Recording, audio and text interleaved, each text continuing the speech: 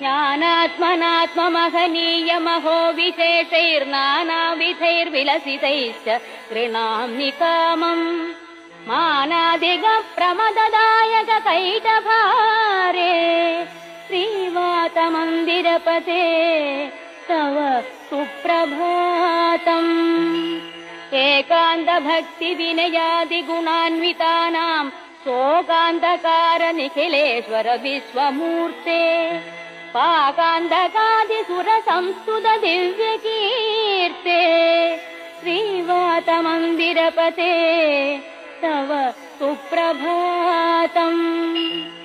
आकारकान्तिजितवारितदारितारे श्रीकान्तकान्तमुखपङ्कजचक्रपाणे आकांक्षितप्रद सदा शरणागतानाम् श्रीवातमन्दिरपते